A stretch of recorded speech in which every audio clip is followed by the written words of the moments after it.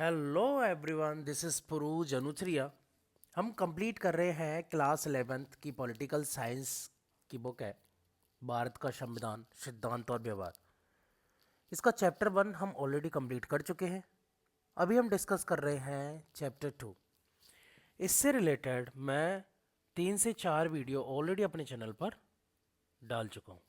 स्वतंत्रता के अधिकार तक हमने डिस्कस कर लिया था। अबे क्या हो रहा है इसमें? भाई क्या हो रहा है? भाई क्या हो रहा है? स्वतंत्रता के अधिकार तक हमने डिस्कस कर लिया था। आज हम डिस्कस करने वाले हैं शोषण के विरुद्ध अधिकार। ठीक है, ये सारे हो चुके थे। आज हम डिस्कस करने वाले हैं शोषण के विरुद्ध अधिकार। क्या टॉपिक आज का हमारा? शोषण के विरुद्ध। अबे क्या हो रहा है ये? नहीं यार, मुझे लगता है छोटा ही वीडियो रिकॉर्ड हो पाएगा। देख लेते हैं हम कहाँ तक कर सकते हैं। नहीं यार, ये तो करने पड़ेंगे। एक पॉइंट तो हाँ ठीक है, ज़्यादा बड़ा नहीं है, हो जाएगा 15-20 मिनट आधा घंटे में। ठीक है, शोषण के विरुद्ध अधिकार। चलिए स्टार्ट करते हैं। अपने देशों में करोड़ों लोग गरीब, दलित, शोषित और वंचित हैं और लोगों के द्वारा उनका शोषण हो सकता है। ऑब्वियसली वर्षों से होते आए, करोड़ों लोग हैं जो वर्षों से होते आए। अभी भी बहुत ज़्यादा पॉसिबिलिटीज़ रहती है कि कभी भी शोषित हो जाते हैं। आजकल आप न्यूज़ देख सकते हो, तो न्यूज़ों में देख सकते हो कि कहीं किसी आदिवासी के ऊपर टॉयलेट कर दिया, किसी दलित के साथ मारपीट कर दी, किसी को बारात में घोड़ी पर नहीं चढ़ने दिया, या छुआछूत के केस, या नीचे बिठा के खाना खिलाना, या फिर पानी वगैरह नहीं भरने देना, एक्सेट्रा। आज भी एमपी वगैरह की एक जगह का कुछ दिन पहले न्यूज़ वगैरह में आया था कि वहाँ पे जो है वो अपर कास्ट जो होते हैं वो उनको पानी नहीं भरने देते। तो जो नीचे पानी फैल जाता ना, उस पानी को भर के ले जाते पीने के लिए। Can you imagine this? ऐसे शोषण को हम अपने देश में बेगार या बंधुआ मजदूरी के रूप में जानते हैं। और भी इसके कई प्रकार होते हैं। भाई डायरेक्टली शोषण किया जाता, पानी नहीं पीने दे रहे, पावर का ज़्यादा उपयोग। जहाँ पावरफुल है भाई, जाहिर सी बात है। इसी प्रकार के एक शोषण में लोगों को दास के रूप में खरीदा और बेचा जाता था। यानी उसको एक बार बेच दिया, अब वो जिंदगी और उसके पास दास बन के रहेगा। इन दोनों प्रकार के शोषणों पर संविधान प्रतिबंध लगाता है। यानी you are not allowed to do any such things. पुराने समय में जमींदारों, सूदखोरों और अन्य धनी लोग बंधुआ मजदूरी करवाते थे। बिल्कुल, पुराने टाइम में बंधुआ मजदूरी तो बहुत ज़्यादा मतलब फेमस इंसिडेंट्स में आता है। ऐसा कोई भी बंदा नहीं होगा जो बंधुआ मजदूरी को नहीं जानता हो। टर्म अलग हो सकती है उनकी लैंग्वेज में, बट ऐसा नहीं हो सकता कि नहीं जानता हो। देश में अभी भी खास तौर से भट्टे के जो काम होते हैं, ईंट वगैरह जहाँ बनाई जाती हैं, भट्टे के काम होते हैं, में बंधुआ मजदूरी करवाई जाती है। सोचो, करीबन 77-78 साल हमारे देश को आज़ाद हुए हो गए। अरे क्या लिख रहा हूँ मैं? 77-78 साल देश को आज़ाद हुए हो गए, लेकिन आज भी भट्टों पर बंधुआ मजदूरी करवाई जाती है। अब इसे अपराध घोषित कर दिया गया है और वह कानून द्वारा दंडनीय है। पावरफुल लोग होते हैं, हाँ ठीक है। संविधान के अनुसार 14 वर्ष से कम आयु के बच्चों को किसी कारखाने, खदान या अन्य किसी खतरनाक काम में नियोजित नहीं किया जाएगा। यानी जिसकी आयु कितनी है, 14 वर्ष से कम है, उसको किसी भी प्रकार के कारखाने, खदान या कोई और खतरनाक काम करने के लिए नहीं कहा जाएगा या ना करवाया जाएगा। इस प्रकार बाल श्रम को क्या कर दिया? अवैध घोषित कर दिया कि बाल श्रम जो है वो अवैध है, इलीगल है। शिक्षा को बच्चों का मौलिक अधिकार बनाकर, यानी कि 14 वर्ष तक बच्चों को, यानी 8वीं तक शिक्षा का मौलिक अधिकार है। शोषण के विरुद्ध संवैधानिक अधिकार को और अर्थपूर्ण बनाया गया है। यानी शोषण के विरुद्ध जो संवैधानिक अधिकार है उसको और अर्थपूर्ण कैसे बना दिया कि भाई बच्चों से तुम ये मजदूरी वगैरह नहीं कर पाओगे। उनको एजुकेशन दोगे। भाई जो मौलिक अधिकार है उसका क्या, शिक्षा प्राप्त करना, तो आपको उसको एजुकेशन देनी है। धार्मिक स्वतंत्रता का अधिकार, ये तो खत्म हो गया यार, चलिए दूसरा टॉपिक कर लेते हैं, इतना भी छोटा नहीं क्योंकि अभी आईपैड ठीक चल रहा है। धार्मिक स्वतंत्रता का अधिकार, इसमें क्या है, अपने संविधान के अनुसार प्रत्येक व्यक्ति को अपनी पसंद के धर्म का पालन करने का अधिकार है। आप जो चाहे वो धर्म अपना सकते हैं, जो चाहे वो धर्म फॉलो कर सकते हैं। बोले आज मैं हिंदू हूं, मुझे क्रिश्चियन बनना है, मैं बन जाऊंगा, मैं क्रिश्चियनिटी को फॉलो करूंगा, मैं बन जाऊंगा, क्योंकि धर्म परिवर्तन का जो है मुझे अधिकार है। धर्म का पालन करने का, कोई भी धर्म है उसका पालन करने का अधिकार है। इस स्वतंत्रता को लोकतंत्र का प्रतीक माना जाता है। मतलब लोगों को बाध्य नहीं किया गया। भाई जो धर्म होते हैं वो तो बाध्य करते हैं, तुम हिंदू हो तो हिंदू ही रहोगे, तुम मुस्लिम है मुस्लिम ही रहोगे, क्रिश्चियन है क्रिश्चियन रहोगे, ये बाध्य करते हैं ना। क्यों चेंज कर रहे हो, धर्म परिवर्तन क्यों कर रहे हो? अगर कहीं पे कोई मिशनरी चलाई जाती है तो वहां पे उसको पुलिस के द्वारा रोका जाता है कि तुम ऐसे नहीं कर सकते, लेकिन वो एक्चुअली क्या फोर्सफुली में आता है या फिर लोगों को बरगला के किया जाता है, तो वो बरगला के जो कर रहे हो वो गलत है, यानी भ्रमित करके लोगों को। इतिहास गवाह है कि दुनिया के अनेक देशों के शासकों और राजाओं ने अपने अपने देश की जनता को धर्म की स्वतंत्रता का अधिकार नहीं दिया। बिल्कुल सही बात है। हिंदू राष्ट्र तो हिंदू बन के रहोगे, मतलब हिंदू राज्य साम्राज्य होते थे ना पहले, मुस्लिम साम्राज्य, मुगल साम्राज्य, तो मुगल बन के रहोगे। तो ये तो इतिहास गवाह है, इसमें कोई, आप किसी भी बुक को उठा के देख सकते हो, स्वतंत्रता का अधिकार नहीं दिया। किस चीज में? धर्म की में। शासकों से अलग धर्म को मानने वाले लोगों को या तो मार डाला गया या बेबस किया गया। औरंगजेब इसका बेस्ट एग्जांपल है।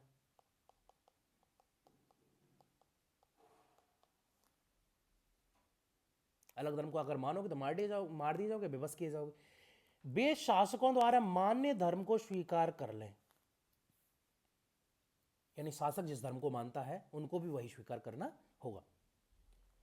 अतः लोकतंत्र में अपनी इच्छा के अनुसार धर्म पालन करने की स्वतंत्रता को हमेशा एक बुनियादी सिद्धांत के रूप में स्वीकार करा गया है।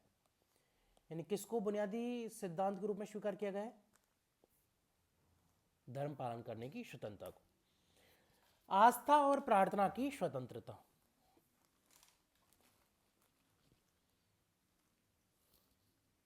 इसमें क्या है? किसी में भी आस्था रख सकते हो, कोई भी प्रार्थना कर सकते हो। भारत में प्रति व्यक्ति को अपने धर्म चुनने और उसका पालन करने का अधिकार है। कोई भी व्यक्ति हो वो अपना धर्म चुन सकता है, उसका पालन कर सकता है। धार्मिक स्वतंत्रता में अंतःकरण की स्वतंत्रता भी समाहित है।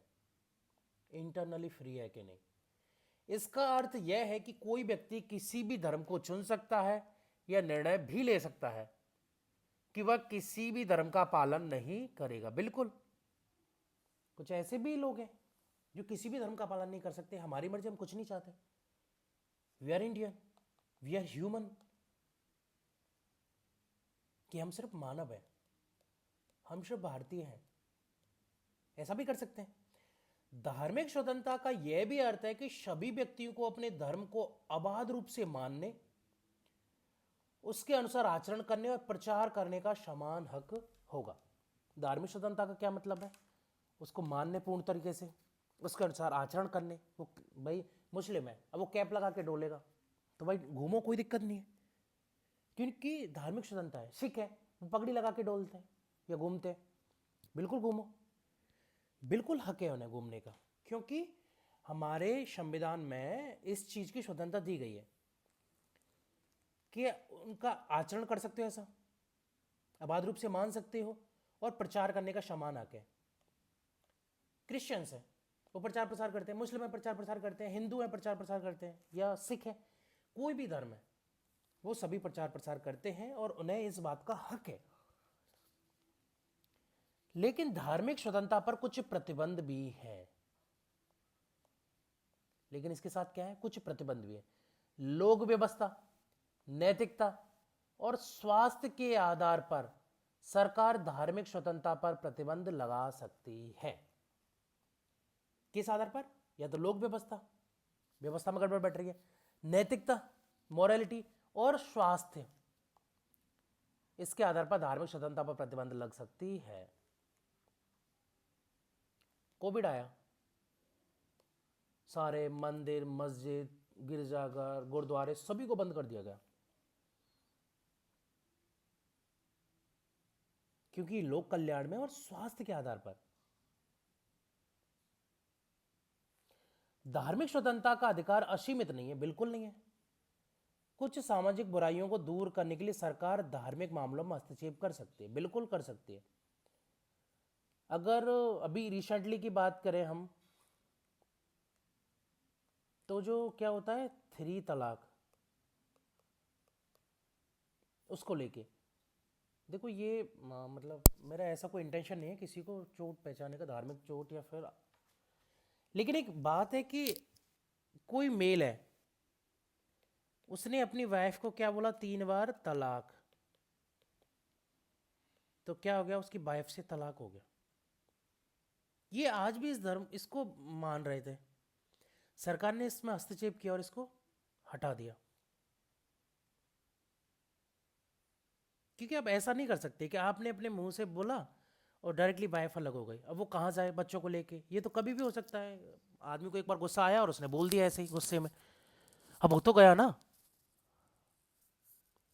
तो इस तरह की प्रैक्टिस पर रोक लगाना, ये महिलाओं के अधिकारों के संरक्षण के समर्थन में इसको रोक लगाई गई है। अगर हिंदुओं की बात करूं तो बाल विवाह,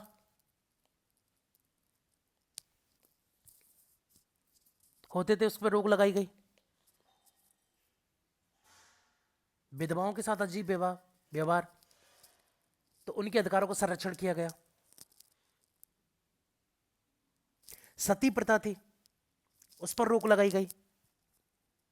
तो सरकार इन चीजों में हस्तक्षेप कर सकती है, ये धार्मिक मुद्दे हैं, लेकिन ये मानवों के संरक्षण, मानव जो है उसका संरक्षण, उसके अधिकारों को संरक्षण भी करना है।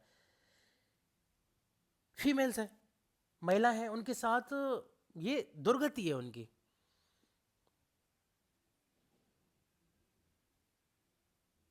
पर्दा प्रथा हो गई, उसको हटाया गया। बराबर लाना है तो पर्दा प्रथा हटाना पड़ेगा। एक पर्दे में रहेंगे, एक वैसे ही डोलेगा, तो बराबर कैसे हो सकते हैं? कोई वर्क प्लेस में जाएंगे तो ऐसे नहीं कर सकते। तो इस वजह से उदाहरण के तौर पर सरकार ने सती प्रथा, एक से अधिक विवाह, हाँ, मल्टीपल मैरिजेस, मानव बलि, बिल्कुल सही बात है, जैसी कुप्रथा पर प्रतिबंध के लिए अनेक कदम उठाए। ऐसे प्रतिबंधों को धार्मिक स्वतंत्रता के अधिकार में हस्तक्षेप नहीं माना जाएगा, बिल्कुल। ऐसे कोई भी प्रैक्टिस की जा रही है जो मानव के अधिकारों का उल्लंघन कर रही है, चाहे वो मेल हो, चाहे फीमेल हो, चाहे बालक हो, अगर ऐसा कुछ कर रही है तो उसमें सरकार की जिम्मेदारी है कि उनको, उन अधिकारों को सुरक्षित किया जाए, उन प्रैक्टिसों से पर प्रतिबंध लगाया जाए। लेकिन सरकार ने क्या कह दिया कि ये धार्मिक स्वतंत्रता के अधिकार में हस्तक्षेप के अंतर्गत नहीं आएगा, कि हम हस्तक्षेप नहीं कर रहे, ये हम लोगों के अधिकारों का संरक्षण कर रहे हैं। धार्मिक स्वतंत्रता के आधार पर, अधिकार पर नियंत्रण लगाने से विभिन्न धर्म के मानने वालों और सरकार के बीच अक्सर ही तनावपूर्ण स्थितियां पैदा होती हैं। भाई ऑब्वियसली होती हैं, क्योंकि देखो धर्म एक ऐसा मामला होता है जिस पर लोग आंख बंद करके आस्था करते हैं। अगर उसके साथ छेड़छाड़ की जाती है तो जाहिर सी बात है कि सरकार के बीच टकराव होना बहुत मामूली बात है। जब भी किसी धार्मिक समुदाय के कुछ क्रियाकलापों पर सरकार नियंत्रण लगाती है तो समुदाय के लोग यह महसूस करते हैं कि वह उनके धर्म में एक हस्तक्षेप है। मैंने सबसे रिसेंट बताया ना 3 तलाक वाला, तो काफ़ी कमेटीज़ वगैरह बैठी, गैदरिंग हुई कि ये गलत है, पर काफ़ी टाइम से चले आ रहे महिलाओं के साथ जो दुर्व्यवहार किया जा रहा था उसको लेकर के रोक है, सभी में किया गया है। आप खुद देखो, सती प्रथा देखो, एक से अधिक मैरिजेस देखो, बाल विवाह देखो, पर्दा प्रथा देखो, विधवाओं के साथ जो जिस तरीके से सुलूक किया जाता था वो देखो। सती प्रथा के बाद की बात बता रहा हूँ मैं, वो जब वो बंद हो गई थी उसके बाद तो विधवा पुनर्विवाह वगैरह स्टार्ट करवाए गए।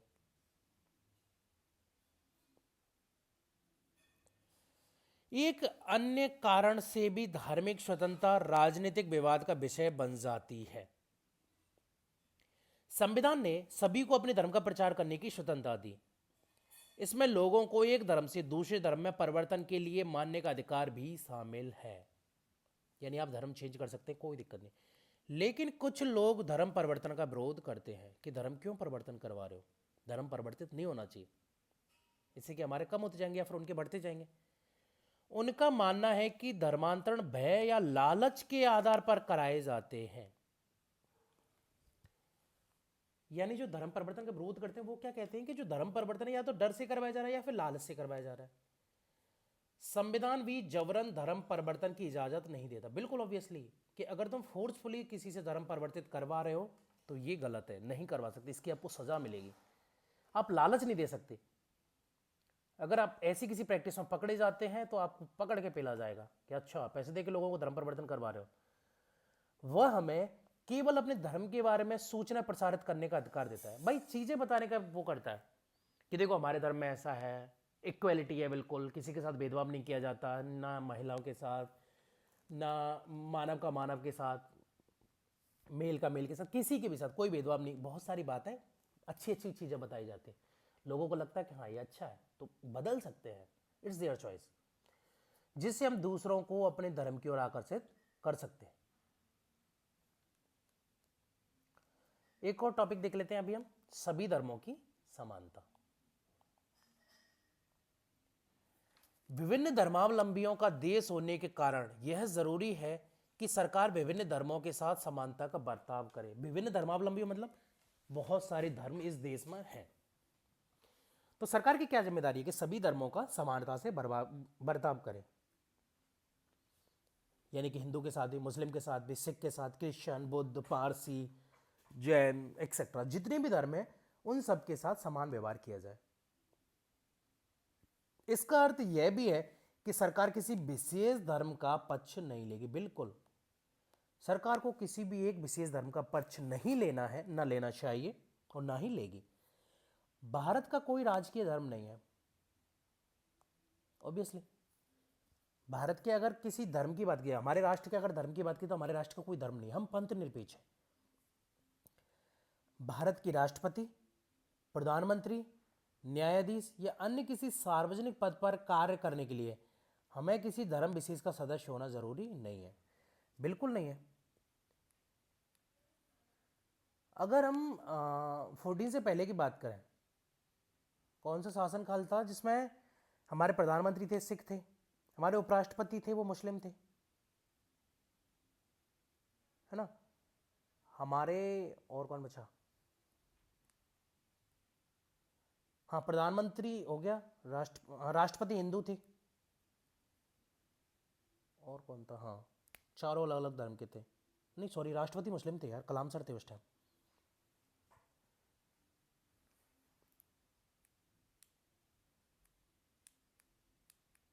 और कौन बचता है, मेन पद तो यही है।